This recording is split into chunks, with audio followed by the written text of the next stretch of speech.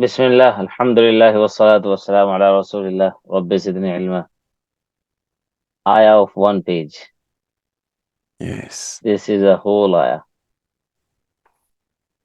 Wow. أعوذ بالله من الشيطان الرجيم بسم الله الرحمن الرحيم. يا أيها الذين آمنوا إذا تداينتم بدين إلى أجل مسمى فاكتبوه وليكتب بينكم كاتب بالعدل ولا يأب كاتب أن يكتب كما علمه الله فليكتب. Let's start translating the ayah. O you who believe, when you contract with one another any debt for a fixed term, then write it, and let write between you a scribe in justice, and none should refuse a scribe that he writes as Allah has taught him, so let him write. وَلْيُمْلِلِ الَّذِي عَلَيْهِ الْحَقُّ وَلْيَتَّقِ اللَّهَ رَبَّهُ وَلَا يَبْخَسْ مِنْهُ شَيْئًا, and let dictate the one on whom is the right, and let him fear Allah his Lord, and let him not reduce from it anything. فإن كان الذي عليه الحق سفيها أو ضعيفا أو لا يستطيع أن يمل هو فليملل وليه بالعدل. Then, if is the one on him is the right of limited understanding or weak or not capable that he can dictate, then let dictate his guardian with justice. وَاسْتَشْهِدُوا شَهِيدَيْنِ مِنْ رِجَالِكُمْ, and call for evidence two witnesses among your men, and if not there are two men, then one man, وَامْرَأَتَانِ مِمَّنْ تَرْضَوْنَ مِنَ الشُّهَدَاءِ, of whom you agree.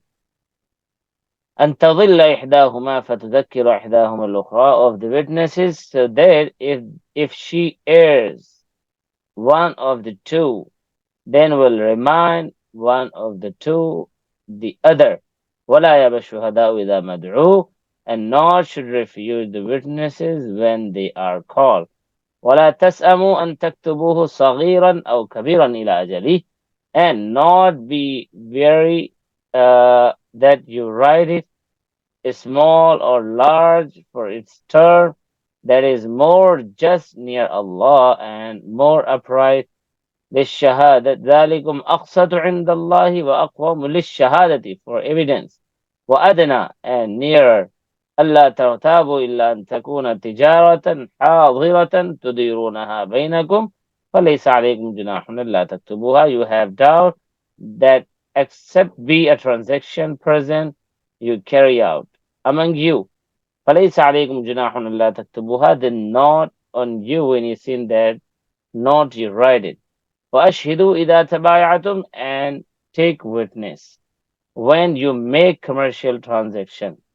وَلَا يُضَارَ كَاتِبٌ وَلَا شَهِيدٌ, not should be harmed the scribe and not the witness. وَإِن تَفْعَلُوا فَإِنَّهُ فُسُوقٌ بِكُمْ, and if you do, then indeed it is sinful conduct for you. وَاتَّقُوا اللَّهَ, and fear Allah. وَيُعَلِّمُكُمُ اللَّهُ, and Allah teaches you. وَاللَّهُ بِكُلِّ شَيْءٍ عَلِيمٌ, and Allah of everything is all knower. Alhamdulillah. So we have this great ayah in front of us. So let's try to understand what Allah says in this verse. An important principle of the law of dealings or the law of contracts. Yep. In modern legal terminology has been taken up in the verses pairing above. Following this appears a specific principle of the general rules of evidence. These are times when writing is the rage. The written word has taken the place of human speech. But think of the days of 1400 years ago, when almost the entire business of the world was conducted verbally. The principle of writing and retaining documents did not just exist. It was the Quran which first pointed out to its importance and said, إِذَا تَدَايَنْتُمْ بِدَيْنٍ إِلَى أَجَلٍ مُسَمًّى فَاكْتُبُوا. When you transact a debt payable at a specified time, put it in writing. Two principles have been stated here in this verse. One, Allah says that a written document should be prepared while concluding a transaction on a deferred payment basis, so that it may be availed of in cases of error or refusal. The second, while making a transaction on deferred payment basis, it is necessary that the due date of its payment should be determined. It is not permissible to defer the payment for an indefinite period of time, because this can open the doors of dispute. This is why the Muslim jurists have stressed that the time limit so set should not have any ambiguity at all. It should specify the exact date and month. There should be nothing vague about it. For instance, the time of the harvesting of crops cannot be fixed, because the time of harvesting may vary, vary subject to weather conditions. Since writing was not common in those days, and even after writing has been and has become so common, the majority of world population is the same as does not know how to write. It was possible for the scribe of the agreement to write down what was not intended, thereby causing undue loss or gain to one or the other party. Therefore, it was said, وَلْيَكْتُبْ بَيْنَكُمْ كَاتِبٌ بِالْعَدْلِ, and let a scribe write it between you with fairness. Firstly, the instruction given here requires that the scribe should not be prejudiced, prejudiced, or prejudiced. What is the word? What do you mean? It's Prejudice. like, oh, prejudiced, Okay. متعصب. He should be very fair in his justice. I mean, in his decision. Prejudiced in favor of one of the parties. On the contrary, he should be impartial, so that there remain no scope for doubt or concern. Okay, for anyone. Secondly, the scribe was instructed to write justly. Let him incur no permanent loss on himself by working for the vanishing gain of others. After that, the attention of the scribe has been drawn to the fact that Allah Almighty has given him the ability to write, for which he can show his gratefulness by not refusing to write. As to who should initiate the writing of the document, it was said, وَلْيُمْلِلِ الَّذِي عَلَيْهِ الْحَقِّ, and the one who owes should give the dictation. For instance, if a person has made a purchase on credit, then he is the one who should dictate the entries of the document, because this will be a written agreement on his behalf in order to offset the possibility of any addition or deletion in the written document. It was said, وَلْيَتَّقِ اللَّهَ رَبَّهُ وَلَا يَبْخَسْ مِنْهُ شَيْئًا.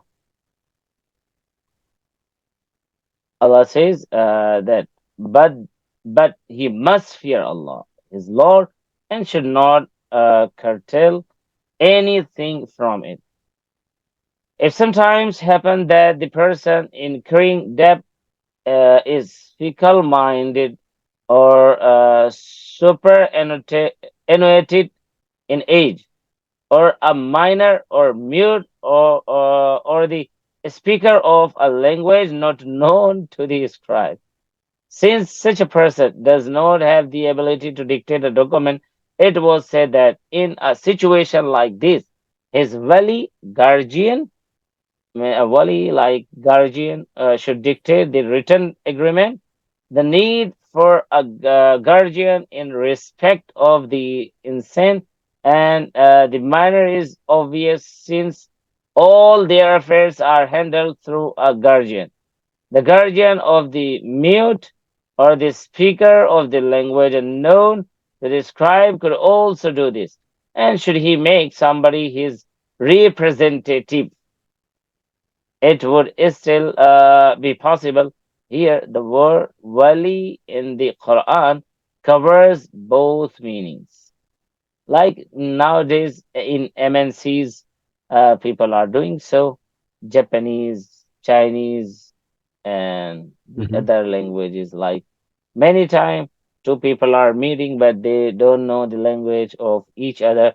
So any other person just translate for them, just write down something for them.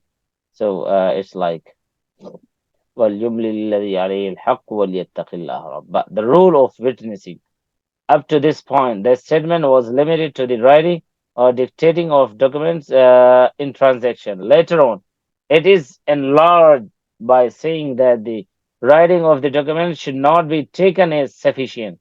It should rather have witnesses as well, so that in case there is a dispute, the appearance of witnesses in the court could help resolve it. This is why the Muslim jurists, may Allah's mercy be upon them, have said that simple writing of an agreement is not a conclusive proof in the sight of Islamic Sharia unless there is an oral evidence of witnesses as approved by the Sharia on the agreement. No decision could be taken on simple writing. Common court of today also follow the same practice when they do not take a decision unless there is a verbal evidence to prove the document. The number of witnesses. Now, you have to say something. Yeah, so what kind of verbal agreement? Because both parties, they go and see a scribe, they write something down. That if that's not evidence enough, what other additional kind of verbal evidence do they need? Like, Like someone who was witness? yeah, yeah, sure. Something is written, but is there anybody who was there present when you were dealing or you were talking about something?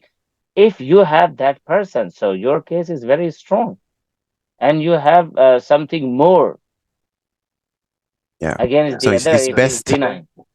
Yeah, so it's that's the best to best. have like a witness and the writing. Yeah, sure. That's why we are discussing now. We are discussing now how many witnesses are better for you and how many witnesses you should make when you are doing something.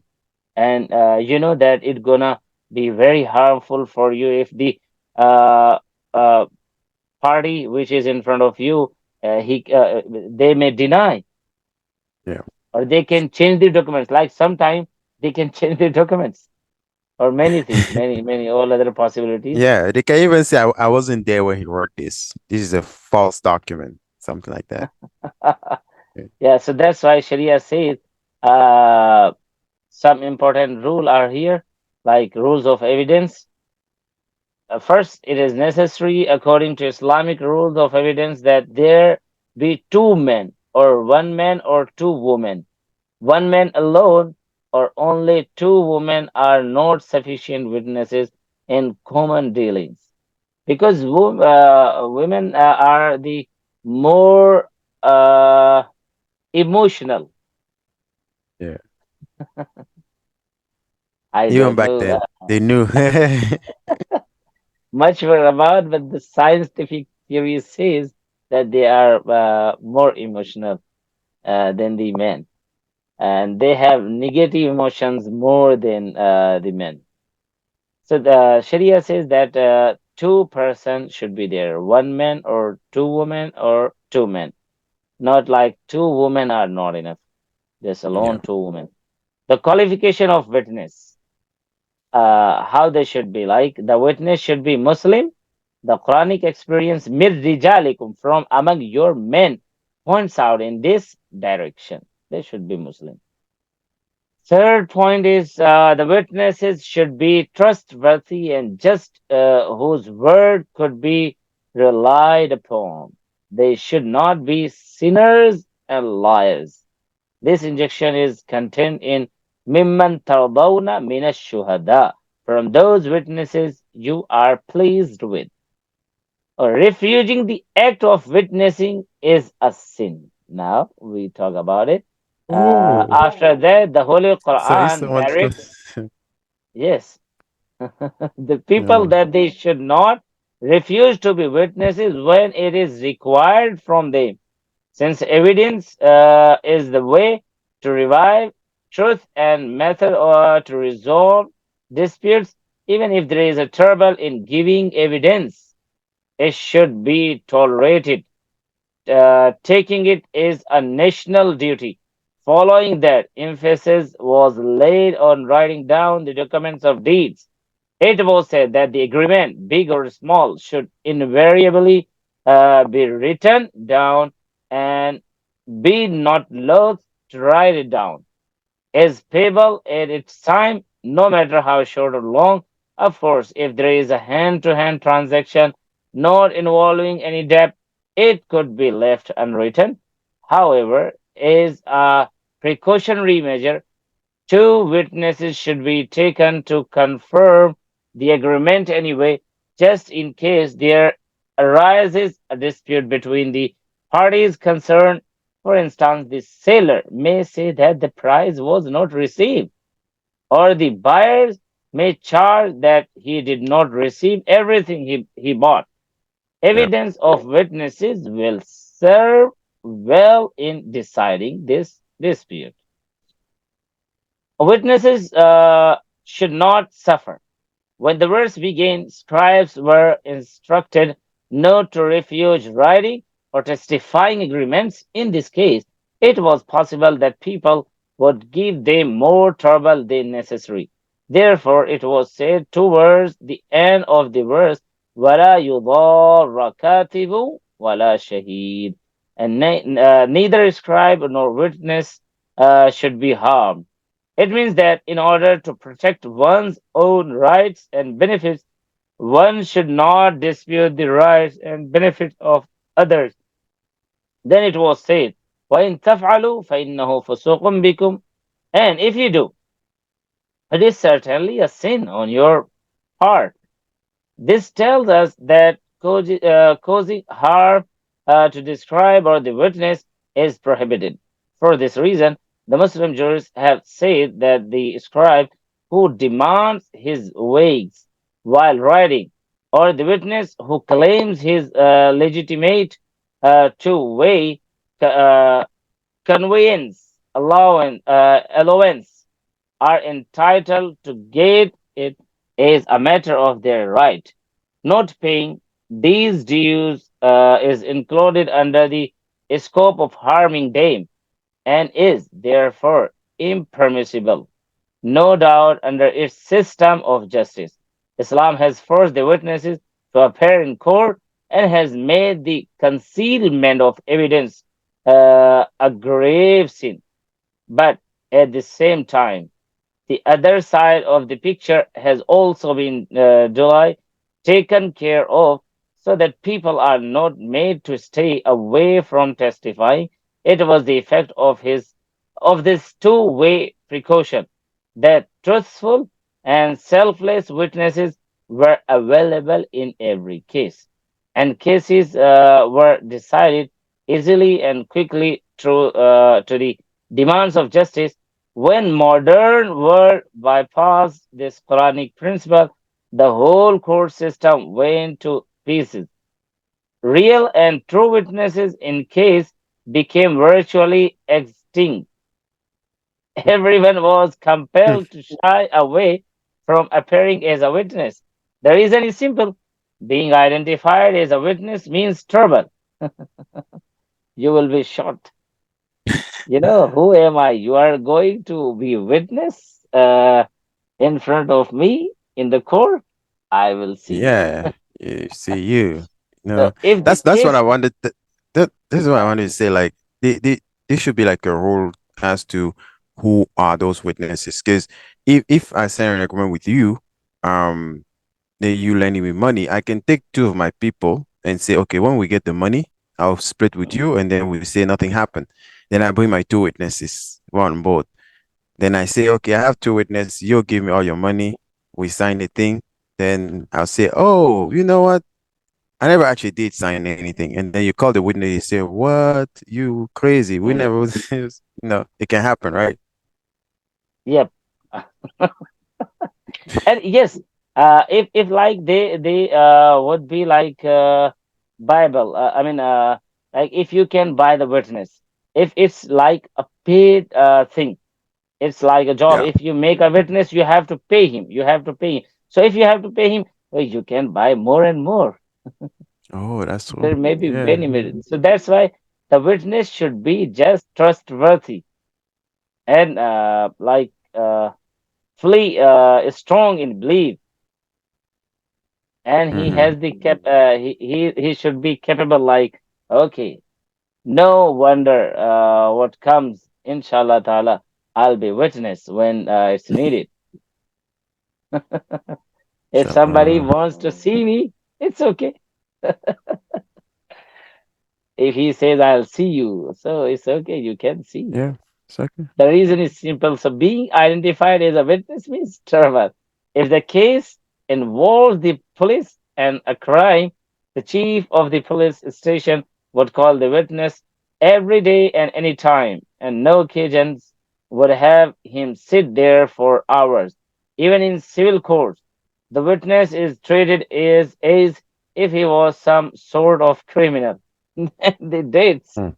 of the case keep changing endlessly. New dates are given on which the poor witness is bound to come living his business, job, and needs. If he fails, the threat of an arrest warrant hangs over his head. Therefore, every decent person engaged in earning his livelihood has been forced to take the appearance in court as punishment for no crime of this and for no crime of his, and therefore he has been left with no choice but to avoid it as far as he can. Professional witnesses are all you get, and they make no distinction between the lie and truth. The Holy Quran, after emphasizing these basic ingredients, helps eliminate these malpractices by saying at the end of the verse, وَاتَّقُوا اللَّهَ وَيُعَلِّمُكُمُ اللَّهُ وَاللَّهُ بِكُلِّ شَيْءٍ عَلِيمٌ. Allah says, and fear Allah, and Allah teaches you, and Allah is all knowing in respect of everything. It will be noted that this verse carries many injections. Some Muslim jurists have deduced 20 important jurist rulings from this verse. We should also keep in mind the recurring style of the Quran, whereby before and after giving a particular law, it creates an inner impulse to follow divine injunctions by introducing the fear of Allah and the fear of the day of retribution. It is in accordance with this method that the verse was concluded with an exhortation to fear Allah and to remember that there is nothing hidden from Him. If you try any contravention under any impermissible pretext whatsoever, you will still remain unable to cheat Allah. The second verse takes up the subjects like two subjects are there. In case involving a credit deal, it is quite permissible for a person to keep something as mortgage to secure his debt. But the Quranic word maqbudatun, taken in possession, indicates that deriving any benefit out of the thing mortgage is not permissible for him. The only right uh, you can understand this word, Brother Ahmed. Yeah, which one? The word is mortgaged. Mortgaged. Mortgage. Yeah, mortgage. Yeah. It's Mm, um it's a monthly payment you pay after you typically buy a house, especially in the West where you cannot pay a house cash. So you go to the bank gives you a oh, I loan, see. and then you have monthly payment called mortgage. So you know it well, mashallah. Yes. Okay. So any benefit that accrues from it rightfully belongs to the original owner. And the second subject. Secondly, it was said that the person who knows the correct situation in a disputed matter should not withhold his testimony.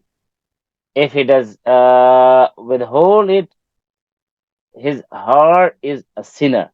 The heart has been identified as the sinner because somebody might think his sin was restricted to the tongue which failed to speak up, but it was in the heart that he first decided to do what he did, and therefore the sin of his heart comes first.